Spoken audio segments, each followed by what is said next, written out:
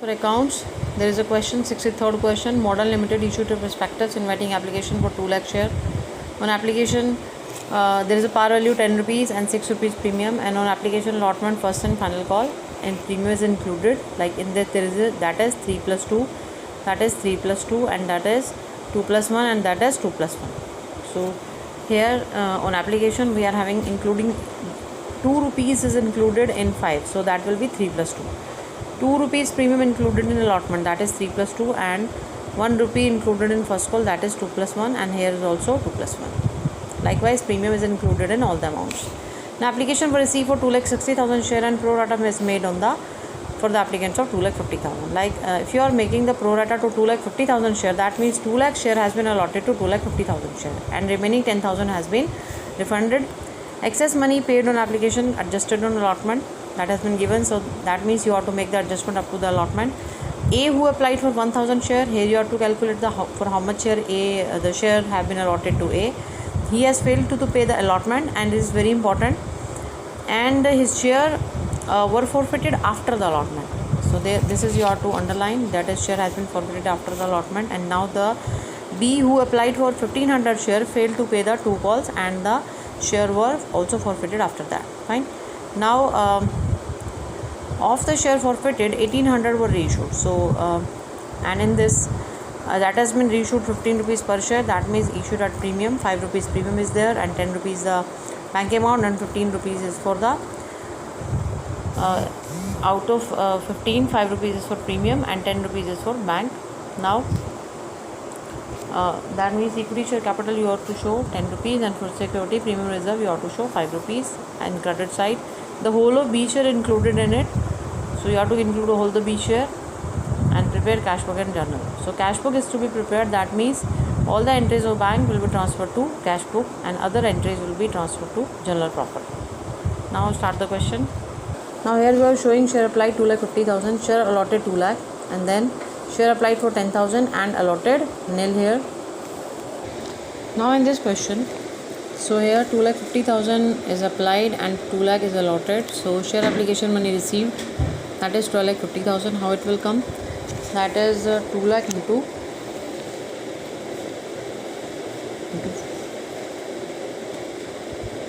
2 lakh 50 or 2,50,000 into 5. So how you will get that 12,50,000? So I'm just bifurcated 2,50,000 separately from 10,000, because on 10,000 share nothing has been allotted, and 2,50,000 share to 2,50,000 share applied, 2 lakh share has been allotted. So here 10,000 share has been applied, nil allotted, and 50,000 application money received, which is refunded. So here you can write down refund. And how 50,000 will come? 10,000 into 5, you will get 50,000. Now 12,50,000 is the amount which you have received from application money received, and now share application money due. So due amount you will show on 2 lakh. So for 2 lakh, when you have to show the due amount, you have to show separately premium from the share allotment share application money. So 2 lakh into 3, that is 6 lakh, and 2 lakh into 2, that is 4 lakh. Now excess amount you are having 2,50,000, that you are just deducting this 6 plus 4, 10 lakh minus 12,50,000. So definitely 10 lakh will be deducted from 12,50,000, and you will get 2,50,000. ये 10 लाख आ गया ना तुम्हारे यहाँ पर share application money due, और receive कितनी हुई है 12,50,000. तो 10 लाख को 12,50,000 में से माइनस करोगे तो 2,50,000 एक्सेस आ जाएगा. Now allotment money due. अब अलॉटमेंट मनी ड्यू निकालोगे किस पर? 2 लाख शेयर पे. ये 2 लाख पे निकालनी है जो तुमने अलॉट किया है. 2 lakh into 3 and 2 lakh into 2. So here you will get 2 lakh into 3, 6 lakh, and 2 lakh into 2, 4 lakh. Now adjusted, out of 6 lakh 2,50,000 has been adjusted, so 2,50,000 is adjusted. Yet to receive an allotment, that is 3,50,000 plus 4 lakh. The premium amount is yet to be adjusted. Premium amount has not been adjusted over it. Now first call due and second call due for that. ठीक है. इसके बाद next है आपका, अब कुछ share holders की बात करेंगे. ए who has been applied for 1,000 share, B who has been applied for 1,500 share. अब निकालोगे A ने अगर 1,000 के लिए अप्लाई किया तो उसको अलॉट कितने हुए? तो फॉर्मूला क्या लगेगा? Shares applied bye A multiply by shares allotted upon total shares applied. यहाँ पर भी ऐसे लगेगा फॉर्मूला, ये आ जाएगा 800. 1,000 इंटू 2 लाख अपॉन 2,50,000, ये भी ऐसे आएगा 1500 shares applied by B into total shares allotted upon total shares applied, so you will get 1200 share. ठीक है, अब 1200 शेयर जो आपने 1200 शेयर्स के लिए जो आपको अलॉट हुए हैं आउट ऑफ 1500 को जो 1200 शेयर्स अलॉट हुए हैं, इसके लिए सबसे पहले share application money receive. So now 1000 into 5000, 1500 into 5 7500। Now application money due, so here 800 into 3, that is application money, and 800 into 2 1600, and here 1200 into 3 and 1200 into 2। मैंने एप्लीकेशन मनी को प्रीमियम को दोनों को अलग अलग कर दिया, और आप इसमें निकालोगे अब ड्यू कितनी है। ये आपको रिसीव हुई है, ये आपकी ड्यू है, तो इसका मतलब आपके पास एक्सेस कितना आया, ये आ गया आपका 6 + 4 10 and 2 1 3 and 4000 आ गया आपका 1000 आपके पास एक्सेस आया। यहाँ पर भी आप इसको प्लस करके 7500 में से माइनस करोगे, 1500 आपके पास एक्सेस आया। अब ड्यू निकालो अलॉटमेंट पे, allotment money due that is 2400 and 1600। How, ये आपका 800 का शेयर अलॉट हुआ है, 800 इंटू 3 800 इंटू 2, और यहाँ पर कितने का अलॉट हुआ है, यहाँ पर अलॉट हुआ 1200 का, 1200 इंटू 3 1200 इंटू 2, तो इसमें से 1000 एडजस्ट हो जाएगा, 2400 में से 1000 एडजस्ट हो जाएगा, ये एडजस्टेड है, और रिमेनिंग येट टू रिसीव है 1400 + 1600। प्रीमियम का पैसा नहीं मिला ए से, दैट इज़ नॉट रिसीव, मैंने ब्रैकेट में लिख दिया नॉट रिसीव, और यहाँ पर 3600 + 2400 में से 1500 एडजस्ट हो जाएगा, और बाकी का 2100 + 2400 receive. But what is the problem, the problem is with first and second column. यहाँ पर इसी को आगे कंटिन्यू करोगे, this is the on 1500 share, this is the first call that is 2400 + 1200 not receive, 2400 + 1200 not receive, क्योंकि ये आपका पैसा है 2 + 1, तो 1200 इंटू 2 24, 1200 इंटू 1 1200, 1200 इंटू 2 2400, 1200 इंटू 1 1200, ये आपका है 1200 शेयर, और ये 2 दोनों के लिए 2 है, और प्रीमियम भी दोनों में ही सेम है। ठीक है, तो दोनों ही केस में आ जाएगा। यहाँ पर मैंने मेंशन कर दिया forfeited, so that if you are doing the question and you will not skip this point that after allotment the shares has been forfeited. Now you will pass the entry.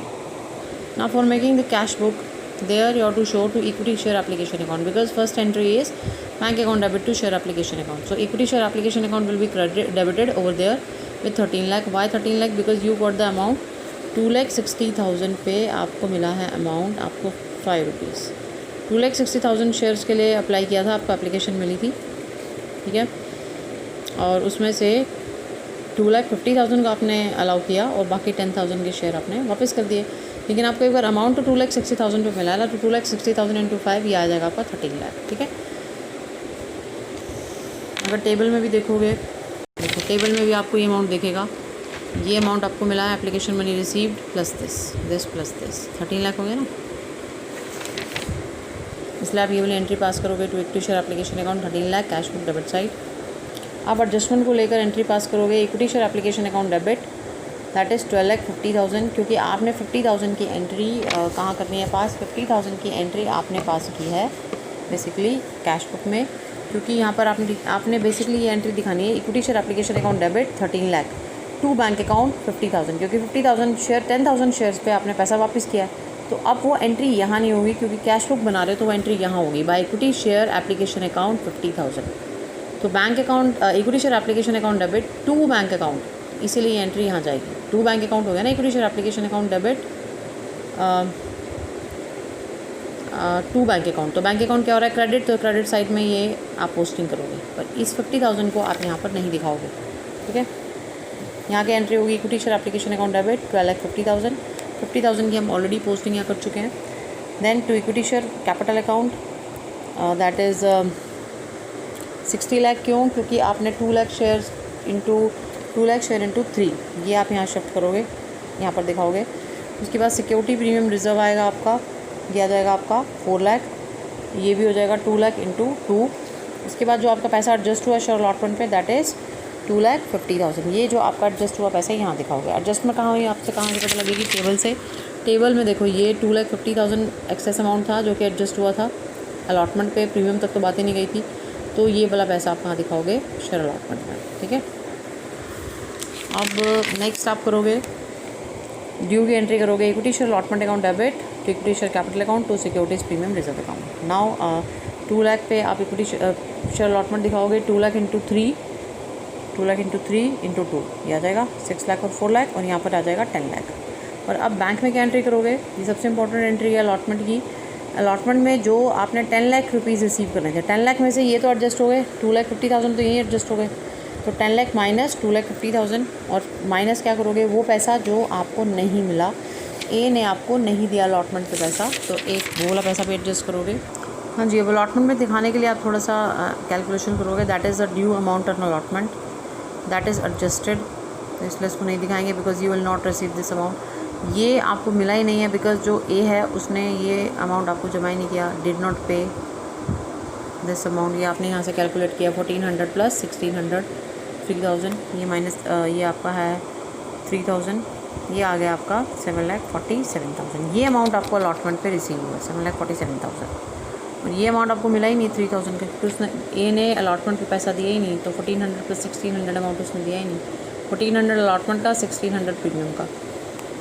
तो आप entry कर दोगे। अब bank में entry करोगे, देखो अब cash book दिखाओगे, कैश बुक में क्या दिखाओगे, इक्विटी शेयर अलॉटमेंट अकाउंट यहाँ दिखाओगे, bank account debit equity share allotment account 7,47,000 ये एंट्री कर दोगे, ठीक है।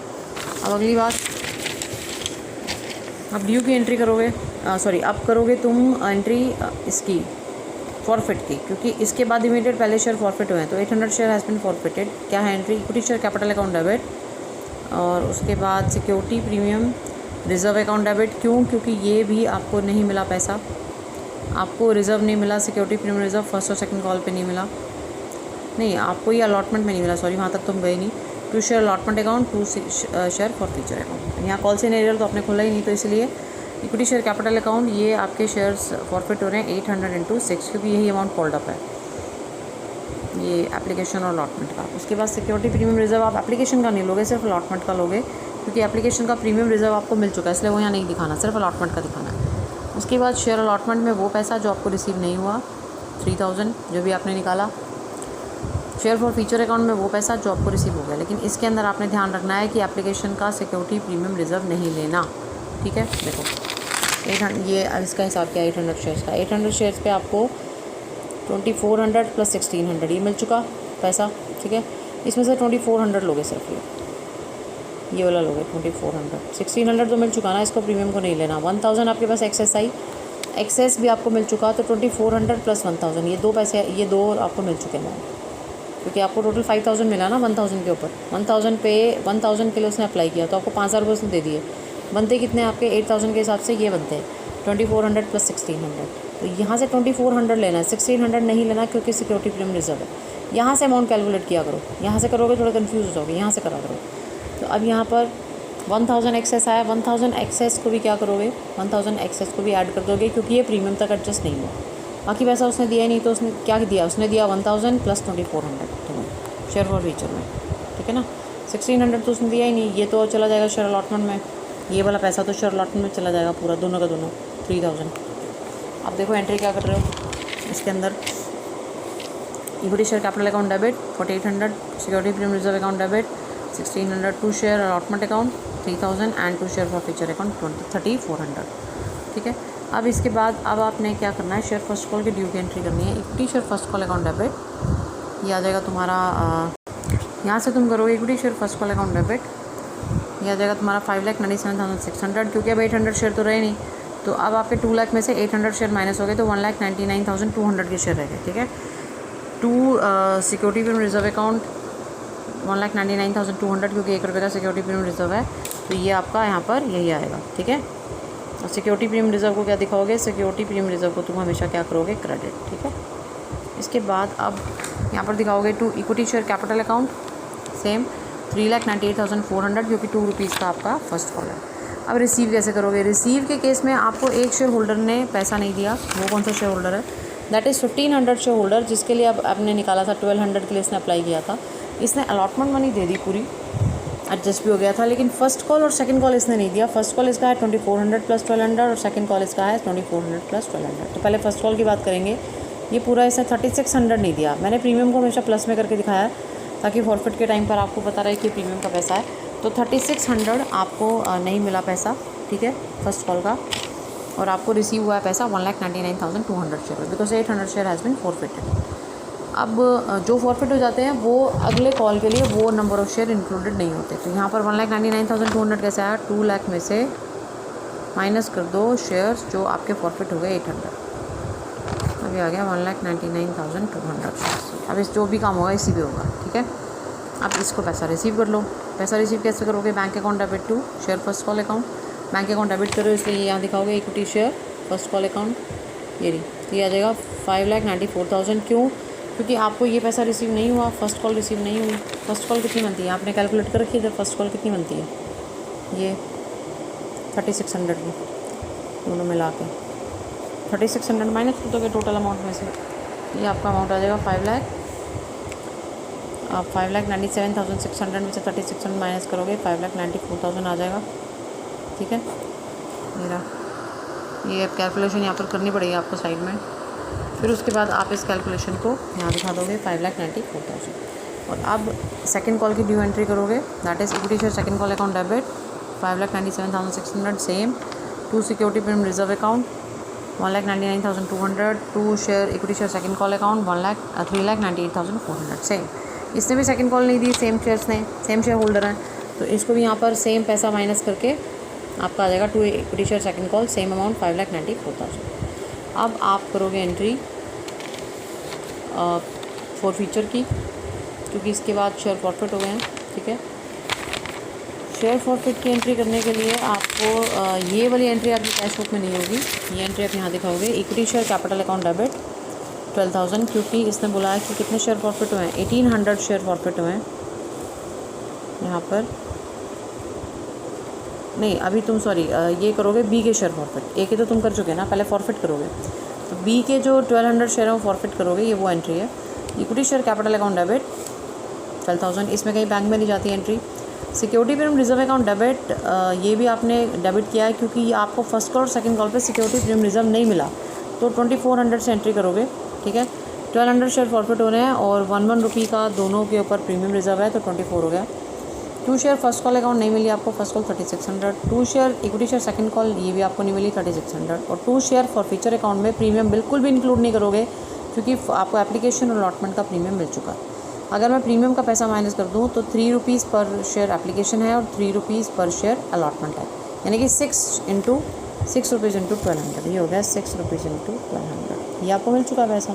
तो आप ये सीधा 7,200 दिखा दोगे, ठीक है ना, प्रीमियम नहीं दिखाओगे, ये प्रीमियम है फर्स्ट एंड सेकंड कॉल का।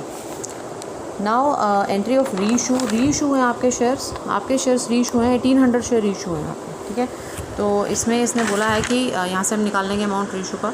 1,200 शेयर्स पे 1,200 शेयर जो बी के हैं ये पूरे इंक्लूड है, इसका मैंने शेयर फॉर फ्यूचर का अमाउंट ले लिया 7,200, यहीं पर पूरा का पूरा। बी के जो शेयर फॉर फ्यूचर है वो 800 शेयर्स पे 3,400 है, तो 600 शेयर्स पे कितना है, क्योंकि आपके टोटल शेयर फॉरफिट हुए हैं 1,800, तो 1,800 में से 1,200 तो इसने बता दिया कि बी के हैं, तो बाकी कितने बच गए 600।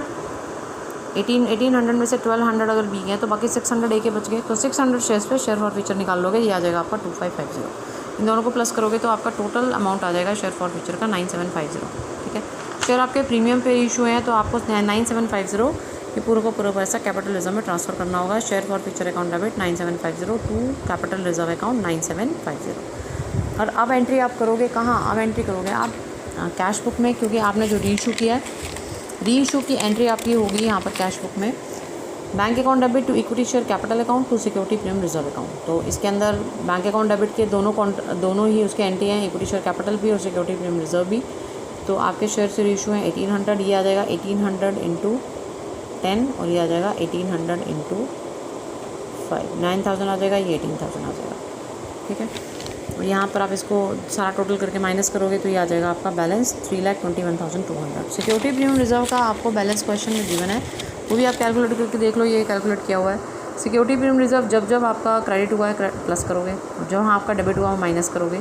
2 जगह पर आपका सिक्योरिटी प्रीमियम रिजर्व माइनस हुआ है, डेबिट हुआ है। जब आपको नहीं मिला तब आपने सिक्योरिटी प्रीमियम रिजर्व को डेबिट किया तो वहाँ माइनस करोगे, तो ये आपका बैलेंस आ गया। ये सिक्योरिटी प्रीमियम रिजर्व का बैलेंस अगर पूछता है तो आप ऐसे निकालो, ठीक है ना। देखो यहाँ पर क्या हुआ है, क्रेडिट हुआ है तो 4 लाख आ गया, यहाँ पर फिर क्रेडिट हुआ ये प्लस होगा, यहाँ पर डेबिट हुआ ये माइनस कर दोगे, क्योंकि ये इसका मतलब डिक्रीज़ हो गया।